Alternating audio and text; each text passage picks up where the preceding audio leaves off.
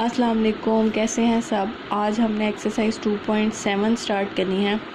2.7 से हमें डरना नहीं है, इसलिए क्योंकि 2.7 के जो क्वेश्चन हैं ना बहुत लेंथी हैं, लेकिन फिर भी हम कुछ नहीं छोड़ते होते, तो हमें ये एक्सरसाइज करनी है लाजमी। लेकिन ये है कि इसमें से आते तो हैं क्वेश्चन, लेकिन कम आते होते हैं, मतलब इतनी इम्पॉर्टेंट नहीं है जितनी मैं समझती हूँ कि बाकी एक्सरसाइज इम्पॉर्टेंट है, लेकिन फिर भी हमने करना है। तो आप ये समझेंगे, वैसे समझ जाए तो आसान भी हैं, लेकिन हैं क्वेश्चन लेंथी, ठीक है। तो इसलिए मैंने आपको पहले ही बता दिया कि आपने डरना नहीं है। अब इसमें जो है ना वो 3-4 मेथड अप्लाई हुए में हैं। जैसे कि क्वेश्चन नंबर 1 से लेके क्वेश्चन नंबर 4 तक ना एक ही मेथड है।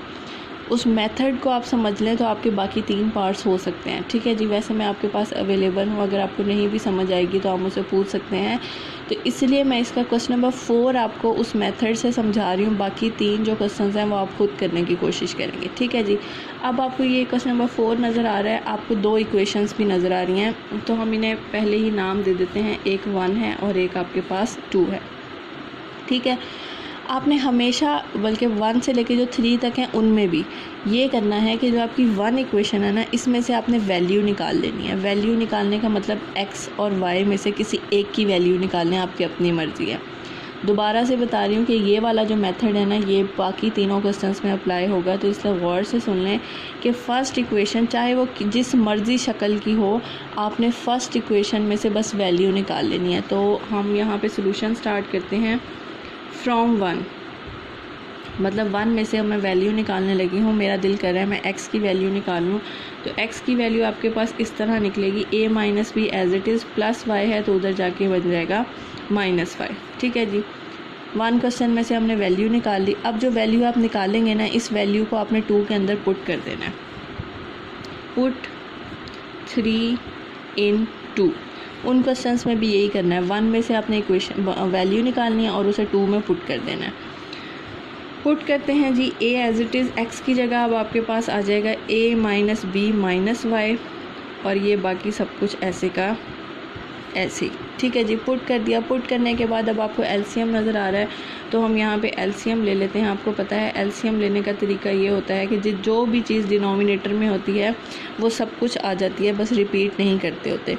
अब a minus b minus y इससे कट जाएगा, y बच जाएगा, y ऊपर वाले के साथ जाके मल्टीप्लाई हो जाएगा, ये बन जाएगा a y minus b as it is, y से कैंसिल हो जाएगा, जो चीज़ बच जाएगी वो ऊपर जाके मल्टीप्लाई हो जाएगी, जैसे हमने 9th क्लास में किया, ठीक है जी। यहाँ तक पहुँच गए। अब आप इस ब्रैकेट को ओपन कर दें, a y minus a b plus b square plus b y, ठीक है जी। सिंपल b को मल्टीप्लाई कर दिया, नीचे वाले को भी कर देते हैं, ये बन जाएगा a y minus b y minus y square is equal to 2। ऊपर भी मल्टीप्लिकेशन कर दी, नीचे भी कर दी। करने के बाद जो नीचे वाली वैल्यू है आपको पता है डिवाइड हो रही है, तो वो दूसरी तरफ करके मल्टीप्लाई हो जाएगी। इन्हें मल्टीप्लाई कर देते हैं, minus a b plus b square plus b y is equal to 2 a y minus b y minus y square, ठीक है जी। नीचे वाली वैल्यू को हम उसके साथ मल्टीप्लाई कर देंगे, a y minus a b plus b square plus b y is equal to 2 a y minus 2 b y minus 2 y square, ठीक है जी। अब आपने ये करना है, जितनी भी आपके पास राइट हैंड साइड पे वैल्यूज़ हैं ना, उन सबको आपने लेफ़्ट हैंड साइड पे शिफ्ट कर देना है। a y minus a b plus b square plus b y minus 2 a y plus 2 b y plus 2 y square is equal to 0, ठीक है जी। इन तीनों को मैंने जो है ना इधर शिफ्ट कर दिया, और जब ये शिफ्ट होंगे तो वहाँ जाके क्या हो जाएंगे, अपने साइन चेंज कर देंगे। अब आप इसमें से देख सकते हैं कि जो वैल्यू सॉल्व हो रही है ना, उन्हें सॉल्व कर दें। जैसे a y minus 2 a y, ये बन जाएगा माइनस a वाई, ठीक है जी। इसके साथ कुछ नहीं है तो ये ऐसे का ऐसे ही लिख देते हैं। इसके साथ भी कोई पार्टनर नहीं है, ये भी ऐसे लिख देते हैं। ये है जी आपके पास प्लस बी वाई और प्लस 2 बी वाई, ये बन जाएगा 3 बी वाई, और प्लस 2 वाई स्क्वायर का भी कोई पार्टनर नहीं है, तो हम उसके भी क्या कर देते हैं, ऐसे ही लिख देते हैं, इज़ इक्वल टू 0, ठीक है जी। ये करने के बाद अब आपने ये करना है कि यहाँ पे बन रही है एक क्वाड्रेटिक इक्वेशन। क्वाड्रेटिक इक्वेशन का मतलब आपको पता है कि शुरू में स्क्वायर होता है, फिर आपके पास सिंगल वैल्यू होती है और लास्ट में कांस्टेंट होता है। और कांस्टेंट का मतलब ये होता है कि ऐसा नंबर जिसमें आपके पास वो वेरिएबल इस्तेमाल ना हो रहा हो जो आपके पास शुरू में है। तो आप ये देखें यहाँ पे ना 2y² ये है वेरिएबल, तो आप इसे पहले लिख देंगे 2y²। यहाँ पे 2y की वैल्यूज़ हैं, तो अभी तो फ़िलहाल ऐसे ही लिख रहे हैं, फिर बाद में इन्हें एक बना लेंगे। और ये जो आपके पास एक्स्ट्रा चीज़ें बनी हैं ना, ये आपके कांस्टेंट में चली जाएंगी। +b² minus ab is equal to 0। दोबारा से सुन लें, मैंने y² पहले लिख दिया, यहाँ पे 2y थे उन्हें मैंने साथ लिख दिया, और जो एक्स्ट्रा चीज़ें बच गई थी उन्हें मैंने एंड में लिख दिया। लिखने के बाद अब आपको क्वाड्रेटिक इक्वेशन चाहिए, तो क्वाड्रेटिक इक्वेशन के लिए मुझे तो सिंगल y चाहिए, क्योंकि क्वाड्रेटिक इक्वेशन का रूल है कि पहले स्क्वायर होता है, फिर सिंगल होता है, फिर कांस्टेंट होता है। तो यहाँ पे 2y हैं, तो हम इस तरह के क्वेश्चन में ये करते हैं कि कॉमन ले लेते हैं।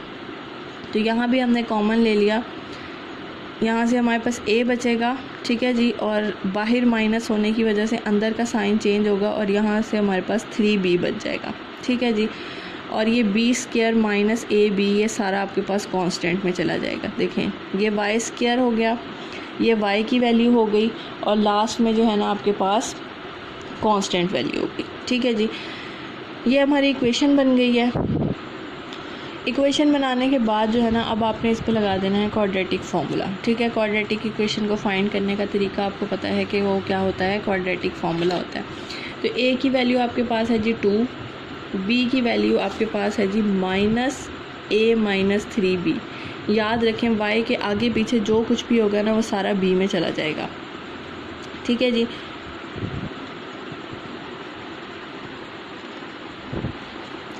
उसके बाद जो है ना, ये लास्ट में जो आपके पास बचता है ये आपके पास होता है c। तो c की वैल्यू हो गई b² minus ab।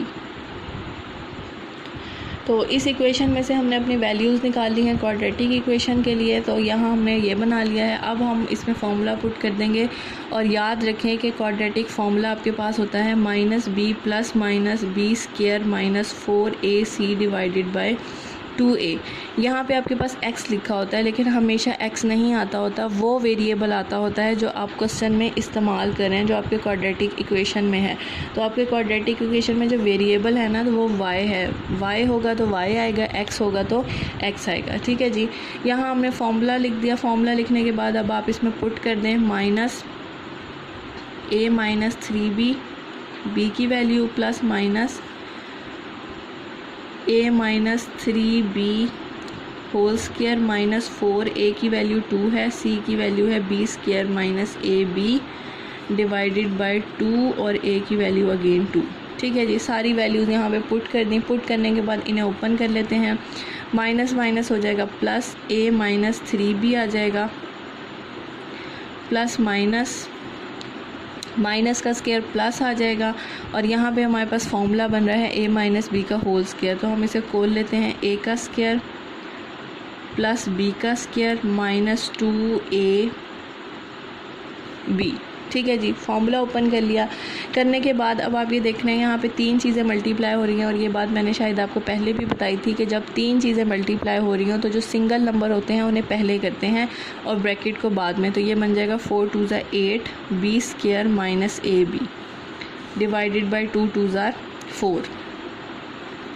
a minus 3b ऐसे का ऐसे ही आ जाएगा, प्लस माइनस फर्दर ओपन कर लेंगे, a का स्क्वायर 9b का square 2 3 6ab minus 8b² minus minus plus 8ab divided by 4, ठीक है जी। a minus 3b as it is plus minus, यहाँ पे देखें कोई चीज़ सॉल्व हो रही हो, a² सॉल्व नहीं होता, 9b² माइनस 8b² ये आ जाएगा, plus b² minus 6ab plus 8ab आपके पास आ जाएगा 2ab, ठीक है जी। यहाँ तक पहुँचने के बाद a minus 3b as it is plus minus, ये देखें ये फॉर्मूला बन रहा है a² plus b² plus 2ab। इसे हम क्लोज़ कर देते हैं ab का होल स्क्वायर, ठीक है जी। क्लोज़ कर दिया। क्लोज़ करने के बाद स्क्वायर अंडर रूट से कैंसिल हो गया, a minus 3b plus minus a plus b divided by 4। अब ये देखें y की वैल्यूज़ ये आ गई हैं। अब आप इस तरह एक दफ़ा प्लस में लिखेंगे और एक दफ़ा माइनस में लिखेंगे। a minus 3b plus a plus b divided by 4, y is equal to a minus 3b minus a minus b divided by 4। ठीक है जी, एक दफ़ा प्लस में लिख दिया, एक दफ़ा माइनस में लिख दिया। y is equal to a minus 3b plus a plus b divided by 4, a minus 3b minus a plus b divided by 4। ठीक है जी, सिंपल हमने यहाँ से ब्रैकेट हटा दिए। ब्रैकेट हटाने के बाद जो है ये हो जाएगा a और a 2a हो जाएगा और माइनस 3b प्लस b हो जाएगा माइनस 2b डिवाइडेड बाय 4। यहाँ से हम निकाल लेते हैं a माइनस a, ये आपस में कैंसिल हो जाएगा। माइनस 3b और प्लस b आ जाएगा माइनस 2b डिवाइडेड बाय 4। यहाँ से आपके पास 2 कॉमन आ रहा है तो 2 हम यहाँ पे कॉमन ले लेते हैं। a minus b divided by 4, तो ये आपके पास आ जाएगा 2 1 ज़ा 2 2 2 ज़ा 4। आपका आंसर आ जाएगा a minus b divided bye 2। ठीक है जी, और दूसरा आंसर आपके पास आ जाएगा 2 1 ज़ा 2 2 2 ज़ा 4 माइनस b ओवर 2। बल्कि शायद मैंने यहाँ पे मिस्टेक कर दी है, ये a प्लस बी था, सॉरी। माइनस प्लस माइनस और माइनस 3b और यहाँ आ जाएगा माइनस 4b। 4 4 से कैंसिल हो जाएगा, सिर्फ आपके पास b आ जाएगा। अच्छा जी, अब आप शुक्र कर रहे होंगे जी हमारे पास आंसर आ गया, क्वेश्चन ख़त्म हो गया। लेकिन ये क्वेश्चन अभी ख़त्म नहीं हुआ। जो क्वेश्चन में वेरिएबल होता है ना, उस सब के आंसर देने होते हैं। यहाँ पे x और y वेरिएबल हैं और अभी हमारे पास सिर्फ y का आंसर निकला है, हमें x के आंसर चाहिए।